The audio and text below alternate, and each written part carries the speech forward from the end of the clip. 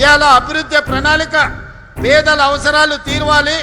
ఈ ప్రాంత అభివృద్ధికి అవసరమైన ఎలివేటెడ్ కారిడార్లు కానీ, ఫ్లైఓవర్స్ కానీ, అండర్ పాస్లు కానీ, రోడ్లు కానీ, అవసరమైన ప్రభుత్వ కార్యాలయాలు కానీ, ఇవే కాకుండా పేదోళ్ళ పిల్లలు చదువుకోవడానికి young India integrated residential schools కానీ, అదేవిధంగా తెలంగాణ స్కూళ్ళను కానీ ఈరోజు ఈ ప్రాంతంలో మనం మొదలుపెట్టినాం. ఎందుకంటే ఈ ప్రాంతానికి వివిధ రాష్ట్రాల నుంచి వలస వస్తుంటారు. వాళ్ళ ప్రధానమైన సమస్య పిల్లల చదువులు, తల్లిదండ్రుల వైద్యం.